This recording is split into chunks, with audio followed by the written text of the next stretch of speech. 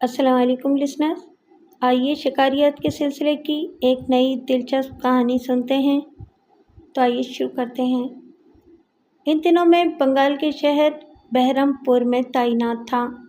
بہرم پور کبھی ایک چھوٹا سا گاؤں تھا جو مرشد آباد سے بہت قریب اور دریا کے کنارے ہونے کی وجہ سے انگریزوں کو پسند آ گیا۔ نواب سراج الدولہ کو شکست دینے کے بعد انگریزوں نے بہرم پور میں فوجی چھاؤنی بنا لی اور آہستہ آہستہ یہ گاؤں شہر میں تبدیل ہو گیا۔ تمام سرکاری دفاتر یہیں تھے، محکمہ جنگلات کے دفاتر بھی یہیں تھے۔ چیف فارسٹ آفیسر ہونے کی وجہ سے مجھے شہر کے قلب میں دفتر کے احاطے میں بنگلہ ملا تھا۔ بنگلے کے سامنے بڑا سا لان تھا جہاں بیٹھ کر میں شام کی چائے پیتا تھا۔ اس دن بھی میں دوستوں کے ساتھ بیٹھا تھا کہ مجھے اطلاع ملی کہ 70 میل دور ایک جگہ بڑھڑوا کے مقام پر ایک چیتا آدم خور بن گیا ہے اور اب تک 20 انسانوں اور مویشیوں کو اپنا نوالا بنا چکا ہے۔ جن دنوں اس چیتے نے اپنی وارداتوں کا آغاز کیا، میں اپنے فرائض منصبی میں اس قدر الجھا ہوا تھا کہ فی الفور اس پر دھیان نہ دے سکا۔ البتہ اس دوران چند معروف شکاریوں نے اس چیتے کی بے خونی کی اپنی سی کوششیں کر ڈالیں، مگر ناکامی ان کا مقدر ٹھہری۔ کوئی بھی درندہ آدم خور بن جانے کے بعد زیادہ دیر زندہ نہیں رہ پاتا اور جلد یا بدیر حضرت انسان کا شکار ہو جاتا ہے، مگر مذکورہ چیتے نے محاورتاً نہیں بلکہ حقیقتاً شکاریوں کو تگنی کا ناچ نچا دیا تھا۔ بڑھڑوا بہار اور بنگال کے سنگم پر واقع ہے۔ کیول جنکشن سے صاحب گنج لوپ لائن ہے۔ اسی لائن پر بھاگلپور اور صاحب گنج ہے۔ صاحب گنج سے کلکتہ جانے والی لائن بڑھڑوا چھوٹا سا قصبہ ہے جو جنگل اور پہاڑیوں میں گھرا ہوا ہے۔ وہاں سے آنے والی آدم خور کی وارداتوں کی خبریں سن سن کر میں تنگ آ گیا۔ بالآخر میں نے محکمے کو طویل المیعاد چھٹی کی درخواست دی اور چیتے کی تلاش میں نکل کھڑا ہوا۔ اگرچہ میں اپنی شکاری زندگی میں کئی مرتم آزاد درندوں کو موت سے ہمکنار کر چکا تھا، مگر یہ تسلیم کرنے میں مجھے کوئی یاد نہیں کہ بڑھڑوا کے علاقے سے اپنی وارداتوں کا آغاز کرنے والا یہ چیتا کسی اور ہی مٹی کا بنا ہوا تھا۔ اس نے جس انداز میں اپنا بچاؤ کیا اور انسانوں کو ہلاک کرنے کے ساتھ ساتھ میرے تعاقب میں بھی لگا رہا، اس سے یہ ظاہر ہوتا ہے کہ اس کی حسیات عام چیتوں کے مقابلے میں کچھ زیادہ ہی تیز تھیں۔ عام چیتے کی فطرت ہے کہ وہ کسی منصوبے کے تحت انسانوں یا جانوروں پر حملہ نہیں کرتا، مگر وہ چیتا اپنے شکار پر حملہ کرنے سے پہلے نہ صرف باقاعدہ منصوبے باندھتا بلکہ آنے والے واقعات کا اندازہ کر کے اپنی حفاظت کا بندوبست بھی کر لیتا۔ یہی وجہ تھی کہ وہ چالاک آدم خور درندہ اب تک شکاریوں سے محفوظ چلا آ رہا تھا۔ میں اکثر یہ سوچ کر حیران ہو جاتا کہ اس میں یہ نادر حس آخر کیوں کر بیدار ہوئی۔ بہرطور جیسے ہی میں نے اپنے مخصوص انداز میں اس کی تلاش کا آغاز کیا تو ایسے سے انکشاف ہوئے کہ میں انگشت بدندار رہ گیا۔ مجھے یقین ہے کہ میری شکاری زندگی کا یہ باب سننے کے بعد آپ بھی حیران ہوئے بغیر نہیں رہیں گے۔ میں نے سب سے پہلے ان تمام مقامات کا دورہ کیا جہاں آدم خور گھومتا پھرتا دیکھا گیا تھا۔ میرا خیال تھا کہ کہیں نہ کہیں ہمارا آمنا سامنا ہو جائے گا، مگر ایسا نہ ہو سکا۔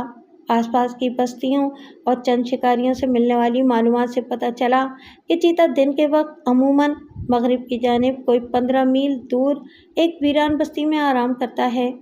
اس بستی میں 15-20 گھر اور چند جھونپڑے تھے۔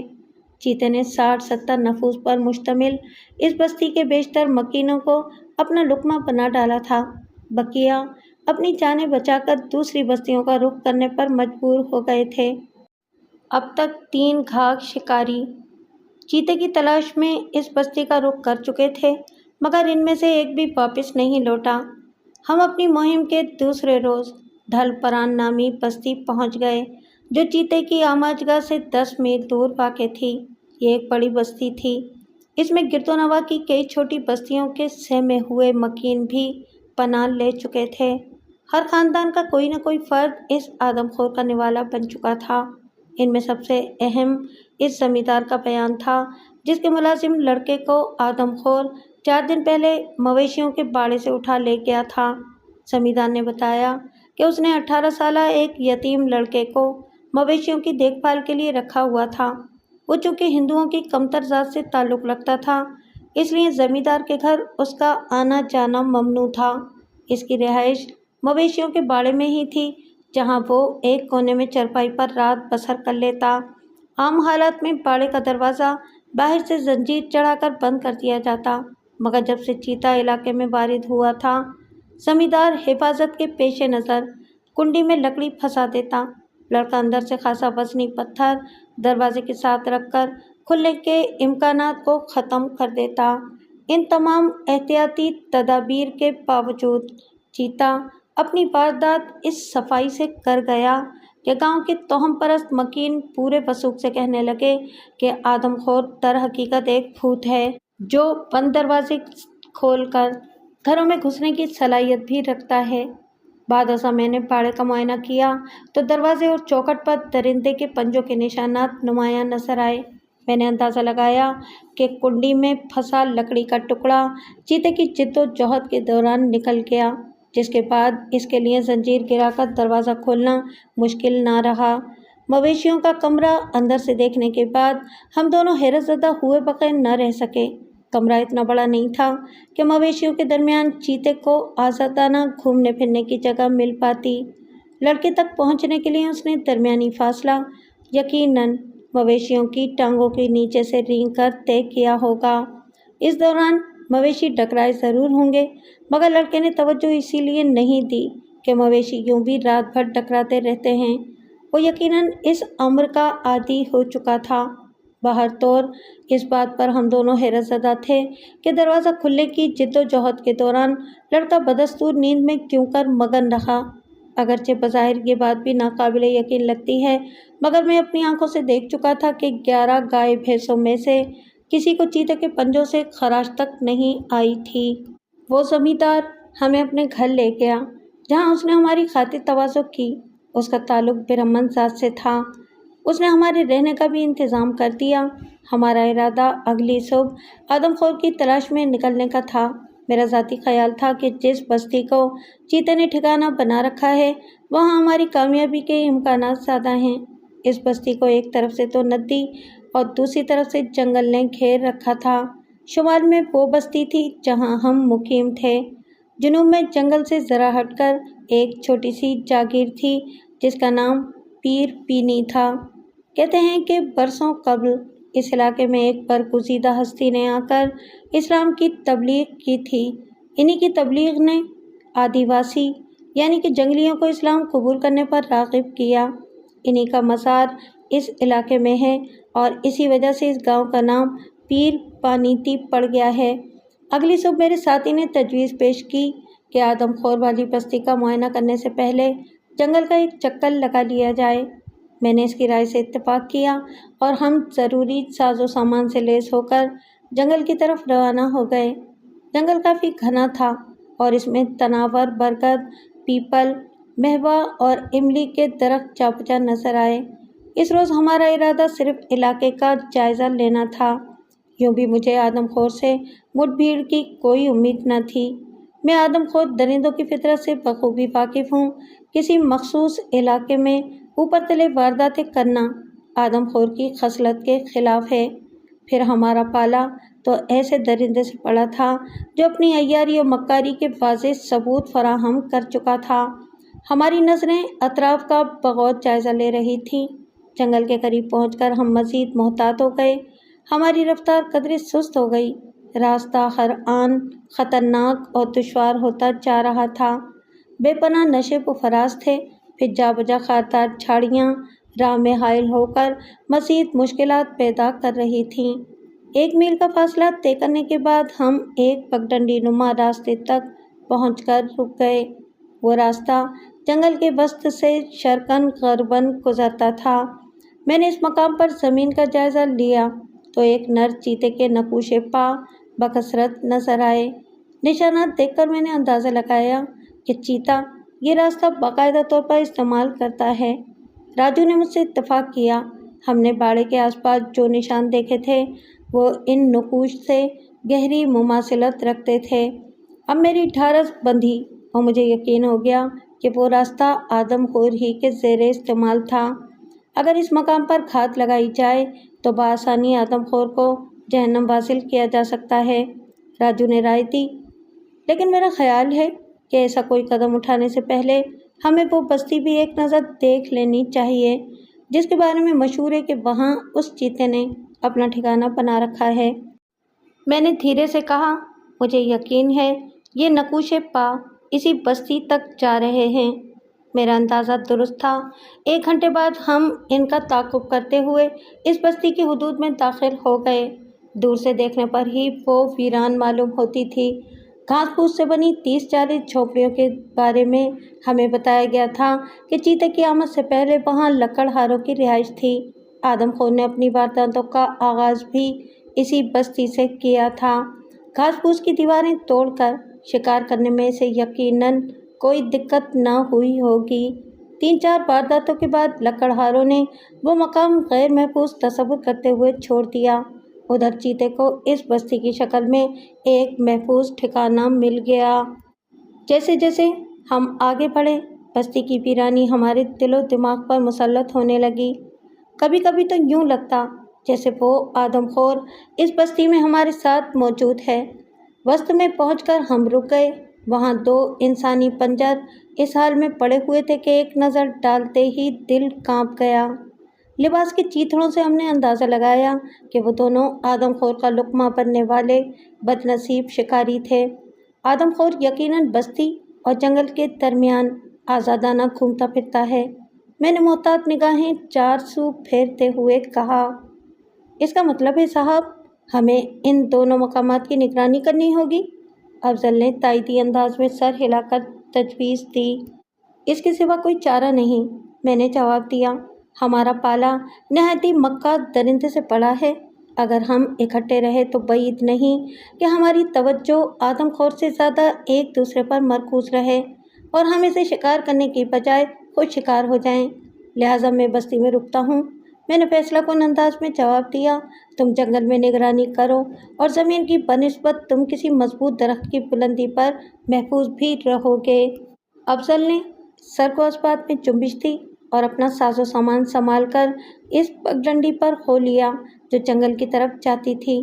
افضل کو روانہ کرنے کے بعد میں نے ایسی جھونپڑی کا انتخاب کیا جو بستی کے وسط میں واقع اور نسبتاً مضبوط تھی۔ اس کی تعمیر میں گھاس پھوس کے ساتھ ساتھ لکڑی کے تختے بھی استعمال کیے گئے تھے۔ جھونپڑی کا محل وقوع کچھ ایسا تھا کہ اگر کوئی اس کی طرف بڑھتا تو میں فوراً اسے نشانے پر لے سکتا تھا۔ پھر میں نے جس کمرے کو مسکن بنایا اس کی دیواروں پر بنی درزوں سے میں باہر کا منظر بھی بخوبی دیکھ سکتا تھا۔ جھونپڑی کا دروازہ اندر سے بند کر کے میں کمرے میں نہیں بیٹھا بلکہ وقفوں سے کھانس کر اور کبھی سیٹی بجا کر اپنی وہاں موجودگی کا احساس دلاتا رہا۔ جھونپڑی کے باہر چوہے اور گیدڑ حرکت کر رہے تھے۔ 3 گھنٹے بعد چاند کی روشنی اس حد تک پھیل گئی کہ درزوں میں سے چاندنی چھن چھن کر اندر آنے لگی۔ مجھے یقین تھا کہ اگر چیتا کہیں آس پاس موجود ہوا تو میری بو پا کر جھونپڑے کا رخ ضرور کرے گا۔ مزید 3 گھنٹے یوں ہی گزر گئے مگر چیتے کی آمد کے آثار پیدا نہیں ہوئے۔ میں نے درزوں میں سے باہر جھانکا۔ چاند کی روشنی اس حد تک پھیل چکی تھی کہ 40-50 فٹ دور پھیلی جھاڑیوں اور دوسرے جھونپڑے صاف نظر آ رہے تھے۔ وقت چیونٹی کی رفتار سے رینگ رہا تھا۔ آخر میں اس خود ساختہ قید سے اکتا گیا۔ جی میں آیا کہ دروازہ کھول کے باہر نکل جاؤں۔ ابھی میں یہ سوچ ہی رہا تھا کہ دور سے بندروں کے خوخیانے کی آوازیں سنائی دیں۔ تھوڑی دیر بعد ہی بستی کے باہر گیدڑ زور زور سے چلانے لگے۔ میں رائفل ہاتھ میں تھامے بے اختیار اٹھ کھڑا ہوا۔ بندر اور گیدڑ مسلسل خوخیا اور چلا رہے تھے اور خبردار کر رہے تھے کہ ہوشیار، دشمن آ رہا ہے۔ میں کمرے سے نکلا تھا، جھونپڑی کے چھوٹے صحن کے وسط میں جا کھڑا ہوا اور لگا زور زور سے کھانسنے۔ جھونپڑی کی جس دیوار میں دروازہ نصب تھا وہ تختوں سے بنائی گئی تھی اور میرا رخ اسی جانب تھا۔ جانے کیوں مجھے یقین تھا کہ چیتا اسی طرف سے حملہ آور ہوگا۔ دفعتاً فضا میں سکوت طاری ہو گیا۔ मैं अपनी जगह पत्थर के बुत की तरह खड़ा था कि अचानक दरिंदे ने झोपड़ी के दरवाजे को जोर से टक्कर मारी और पूरी झोपड़ी जैसे लरस गई। दहशत से मेरा बदन पत्थर हो गया। पुरशोर आवाज़ के साथ दोनों पटपा हुए और चीताएन मेरे सामने आन कूदा। मैंने ज़िंदगी में 20 दरिंदे शिकार किए हैं, मगर मैं दावे से कह सकता था कि इससे ज़्यादा कदावर दरिंदा मैंने आज तक नहीं देखा। अगले ही लम्हे इज़्तिरारी तौर पर लबलबी दबा दी। धमाका हुआ और चीता वहाँ मौजूद ही नहीं था। मैंने फ़ौरन बाहर निकलकर इधर उधर देखा, मगर चीते का कहीं नामो निशान ही न था। ये मेरी खुशकिस्मती ही थी कि मैं इस वक्त जिंदा सलामत अपनी जगह खड़ा था, वरना मेरी बेखुदी से फ़ायदा उठाकर दरिंदा मेरी तिक्का बोटी भी कर सकता था। मुझसे कब्ल आने वाले बदकिस्मत शिकारियों के साथ इसी किस्म का हादसा रूनुमा हुआ होगा। मेरे ज़िंदा बच जाने की एक ही तोजी पेश की जा सकती है, और वो ये कि अभी मेरी ज़िंदगी के दिन बाकी थे। बहरहाल एक ख़तरनाक दरिंदा मेरे हाथ से निकल चुका था। मैंने झोंपड़ी की कुंडी चढ़ाकर पाइप सुलगाया और बरामदे में बैठ गया। मेरा जहर भूल भुलैयों में भटक रहा था कि सुबह हो गई। उजाला फैलते ही अफजल भी मुझे ढूंढते हुए वहाँ आ गया। सारी रात आंखों में काट देने के बावजूद उसका चीते से आमना सामना नहीं हुआ था। जब इसे मेरे साथ पेश आने वाले वाक़ये का इल्म हुआ तो वो भी हिरासा नज़र आने लगा। आपकी किस्मत अच्छी है साहब कि जिंदा बच गए, वो खौफज़दा लहजे में गोया हुआ। मैंने एक हुंकारी खारिज करके जवाब दिया, मगर अफसोस कि इस आदमखोर चीते की किस्मत मुझसे भी ज़्यादा अच्छी है। मैंने इसे मारने का सुनहरी मौका खो दिया। खुदा जाने अब वो दोबारा हाथ आएगा भी या नहीं। मैंने हसरत भरे लहजे में जवाब दिया। हम दिल बर्दाश्ता वापस गांव पहुंच गए, मगर हमने अपनी नाकामी की खबर गांव वालों को नहीं सुनाई, वरना वो मज़ीद खौफज़दा हो जाते। हम नाश्ता करने के बाद रत जगह के बायस कसलमंदी का शिकार हो गए। ज़मींदार के मशवरे पर हमने नींद पूरी करना मुनासिब जाना। अगर दोपहर के वक्त शोर-गुल से मेरी आँख ना खुलती तो खुदा मालूम मैं कब तक यूं ही पड़ा सोया रहता। शोर सुनकर अफजल भी जाग गया था।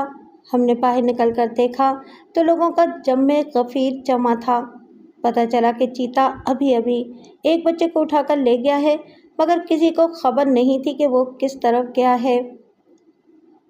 हम दोनों फ़ौरन चाय बकुआ पर पहुँचे, जहाँ बच्चे के वालिदैन क्रियाउज़ारी कर रहे थे।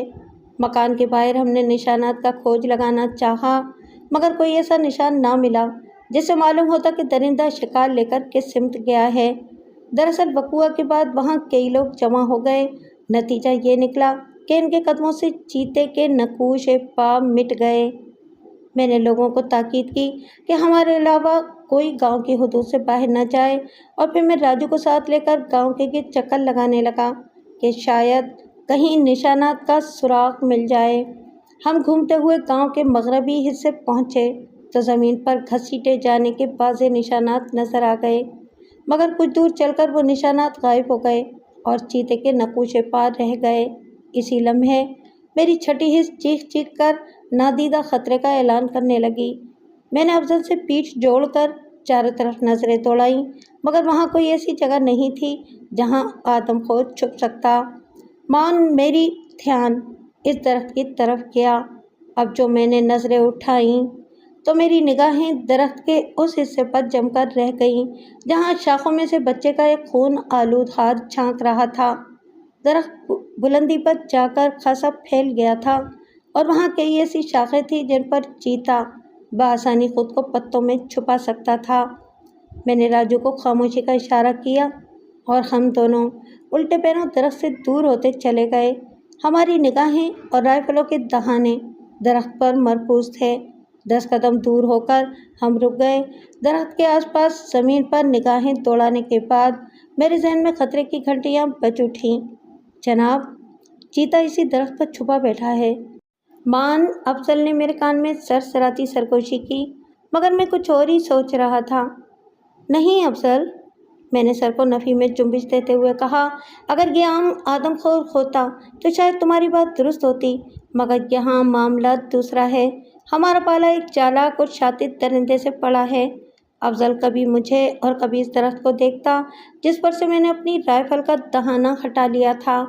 آپ کا مطلب ہے کہ چیتا درخت پر موجود نہیں ہے؟ وہ متوحش انداز میں بولا۔ اس نے ہمیں دھوکہ دینے کے لیے لاش درخت پر چھپائی ہے، مگر یہ ثابت کیسے ہوگا؟ ایسے، میں نے درخت کے دامن میں نظر آنے والے پنجوں کے نشانات کی طرف اشارہ کرتے ہوئے کہا۔ اب افضل بھی اس طرف متوجہ ہو گیا۔ پنجوں کے نشانات جنگل کی طرف جا رہے تھے۔ افضل کے منہ سے ایک طویل سانس خارج ہو گئی۔ وہ ہمیں غصہ دینا چاہتا ہے، میں نے کہا، تاکہ ہم اس عمر کا انتظار کریں کہ وہ کب اپنا شکار کھانے واپس آئے اور اس دوران وہ یہاں سے دور نکل جائے، لیکن میں ایسا نہیں ہونے دوں گا۔ یہ کہہ کر میں نے اسے اپنے پیچھے آنے کا اشارہ کیا اور جنگل کی سمت بڑھ گیا۔ چیتا ذرا گھوم کر مشرق کی طرف سے جنگل میں داخل ہوا تھا۔ جنگل نے پوری رعنائی، دہشت اور پرشور آوازوں کے ساتھ ہمارا استقبال کیا۔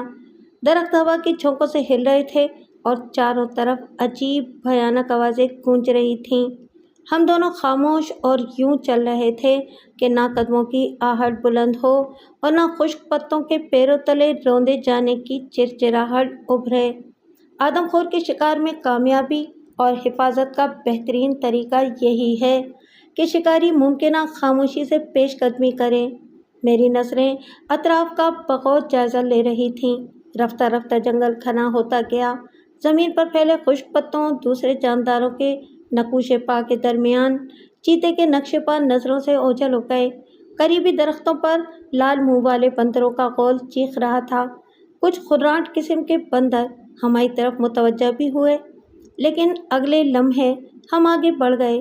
ابھی ہم نے جنگل کے اندر آدھا فاصلہ ہی طے کیا تھا کہ پیچھے جھاڑیوں میں سرسراہٹ سن کر ہمارے قدم جہاں تھے وہیں منجمد ہو گئے۔ ہم نے پلٹ کر اس طرف دیکھا جہاں آواز سنائی دی تھی، مگر ہمارے رکتے ہی وہ آواز بھی بند ہو گئی۔ مان بائیں طرف ایک درخت پر بیٹھے پرندے زور سے چیخے اور فضا میں پرواز کر گئے۔ خطرے کا احساس ہوتے ہی میرے اندر کا شکاری چوکنا ہو گیا۔ ہم دونوں ایک دوسرے سے پیٹھ جوڑے جنگل کے تاریک گوشوں کو گھور گھور کر دیکھنے لگے۔ مجھے ایسا محسوس ہو رہا تھا جیسے کہیں کسی گوشے میں چھپا بیٹھا کوئی ہماری حرکات و سکنات کا بغور جائزہ لے رہا ہے۔ میں نے افضل کو مخصوص انداز میں ٹھوکا دیا اور رائفل کے ٹریگر پر ہاتھ رکھے آگے بڑھا۔ بارہا مجھے اپنے پیچھے کسی جانور کے قدموں کی چاپ محسوس ہوئی، لیکن یہ فیصلہ کرنا میرے لیے مشکل ہو گیا کہ وہ کسی کھردار جانور کی قدموں تلے روندے جانے والے پتوں کی آواز تھی یا گدی دار پیر والے چیتے کی۔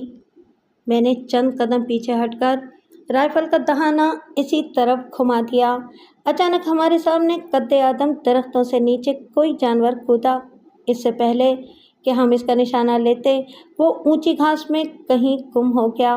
میں اسے دیکھتے ہی پہچان گیا، یہ وہی چالاک چیتا تھا جو ہمارے ساتھ ساتھ جھاڑیوں میں چھپتا چھپاتا چل رہا تھا۔ درندوں میں چیتا سب سے زیادہ مکار اور ہوشیار جانور ہے۔ وہ شیر کی طرح نہ تو گرج کر حملہ کرتا ہے اور نہ ہی دوسرے درندوں کی طرح اپنی موجودگی کا احساس دلاتا ہے۔ وہ بلی کی طرح دبے قدموں شکار کا تعاقب کرتا موقع ملتے ہی اسے دبوچ لیتا ہے۔ مان ہمارے سامنے قد آدم گھاس میں جنبش ہوئی اور مجھے چیتے کی دم کا بالائی حصہ نظر آیا جو سانپ کے پھن کی طرح دھیرے دھیرے لہرا رہا تھا۔ اگر دم نظر نہ آتی تو میں کبھی یہ اندازہ نہ لگا پاتا کہ وہ کہاں چھپا ہوا ہے۔ میں نے آنکھوں ہی آنکھوں میں افضل کو ساکت رہنے کا اشارہ کیا۔ آہستہ، بہت آہستہ سے رائفل اٹھائی اور پھر ہاتھوں کی ہلکی اور نرم جنبش سے اس مقام کا نشانہ لیا جہاں میرے اندازے کے مطابق چیتے کا دھڑ تھا۔ ابھی میری انگلیاں بمشکل لبلبی تک پہنچی تھیں کہ چیتے نے یکلخت سر اٹھا کر مجھے دیکھا اور پھر ایک چنگاڑ کے ساتھ میری جانب چھلانگ لگا دی۔ اس کے اور میرے درمیان ابھی چند گز کا فاصلہ تھا کہ میرے فائر کی آواز گونجی اور دوسرے ہی لمحے چیتا اپنی پوری طاقت اور وزن کے ساتھ میرے اوپر گرا۔ یہ سب اتنی تیزی سے ہوا کہ میں کچھ سمجھ نہ سکا اور رائفل ہاتھوں سے چھوٹ گئی۔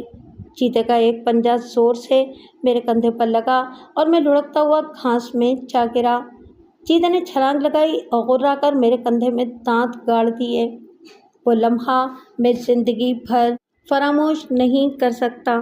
حد درجہ تکلیف کے ساتھ ہی موت کے احساس نے پل بھر کے لیے میرے اعصاب جکڑ لیے۔ میں اچھی طرح جانتا تھا کہ ایسے موقع پر افضل کبھی گولی نہیں چلائے گا۔ اب جو بھی کرنا ہے مجھے ہی کرنا تھا۔ گھٹنوں کے بل اٹھنے کی کوشش کرتے ہوئے میں نے اپنی شکاری خنجر کے دستے پر ہاتھ جمایا اور اسے میان سے باہر نکالنے کی کوشش کرنے لگا۔ اسی لمحے چیتے نے غرا کر میرا کندھا چھوڑا تو ایک جھٹکے کے ساتھ خنجر میرے ہاتھ میں آ گیا۔ اس دوران چیتے کی تیز سانسیں مجھے اپنی گردن اور کان پر محسوس ہو رہی تھیں۔ میں نے دیکھے بغیر خنجر اپنے پیچھے کھڑے چیتے کے جسم میں پیوست کر دیا۔ چیتا خواہاں شام غراہٹ کے ساتھ دل ملایا اور میری پیٹھ سے اتر کر ایک طرف بھاگ گیا۔ راجو شاید اسی لمحے کا منتظر تھا۔ اس نے آنے واحد میں کئی گولیاں فرار ہوتے چیتے پر داغ دیں، مگر وہ پلک جھپکتے میں غائب ہو گیا تھا۔ افضل نے فوراً آگے بڑھ کر مجھے اٹھایا۔ میرے زخمی کندھے سے ابلتا خون سارے جسم کو تر کر رہا تھا۔ اس نے مجھے کندھے پر اٹھا لیا اور جنگل سے باہر دوڑ لگا دی۔ اس دوران میں درد کی شدت سے بے ہوش ہو گیا۔ جب مجھے ہوش آیا تو میں زمیندار کی حویلی کے صحن میں ایک چرپائی پر پڑا تھا۔ میری قمیص اتار کر زخموں کی مرہم پٹی شاید افضل نے خود کی تھی، کیونکہ وہ ادویات کا بکس اٹھائے میرے سرانے ہی کھڑا تھا۔ صحن میں گاؤں والوں کا ہجوم تھا۔ سب میری طرف پرتشویش نظروں سے دیکھ رہے تھے۔ اس موذی نے مجھے اس قدر پریشان کر دیا تھا کہ اس کا ہیولہ ذہن میں آتے ہی اپنے زخم کی تکلیف فراموش کر کے میں افضل کی مدد سے اٹھ کر بیٹھ گیا۔ اب میں ہر قیمت پر اس چیتے کو موت کے گھاٹ اتارنا چاہتا تھا۔ میں نے گاؤں والوں کو اکٹھا کیا اور ان سے کہا کہ وہ میرے ہمراہ اس زخمی چیتے کو تلاش کریں۔ کہیں نہ کہیں ضرور اس کا سراغ مل جائے گا۔ دراصل زخمی حالت میں اس کے فرار کے بعد میں خاصا پر امید ہو گیا تھا۔ مجھے یقین تھا کہ وہ چند روز تک اپنے زخم چاٹے گا اور اس جنگل سے نکل کر کہیں نہیں جائے گا۔ میری گردن، گھٹنے اور انگلیوں پر بھی گہری خراشیں آئی تھیں۔ ایک ہفتہ شدید تکلیف کے عالم میں بسر ہوا۔ اس دوران افضل کے علاوہ قریبی قصبے سے ایک نا تجربہ کار ڈاکٹر میرے زخموں کی دیکھ بھال کرتا رہا، مگر تکلیف روز بروز بڑھتی گئی۔ بخار بھی رہنے لگا۔ میری ذاتی رائے تھی کہ چیتے کے دانتوں اور پنجوں کا زہر میرے خون میں سرایت کر چکا ہے۔ میری حالت کی خبر ڈپٹی کمشنر تک پہنچی تو انہوں نے اگلے ہی روز مجھے علاقے کے سول اسپتال میں داخل کرنے کے احکامات صادر کر ڈالے۔ بھاگلپور اسپتال میں پڑے پڑے مجھے 2 ماہ ہو گئے۔ اس دوران راجو نے میری خدمت کرنے میں کوئی کسر نہ چھوڑی۔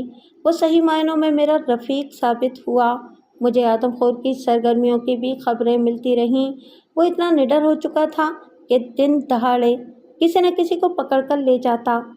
ایک مرتبہ اس نے بڑھڑوا ریلوے اسٹیشن پر نمودار ہو کر سنسنی پھیلا دی۔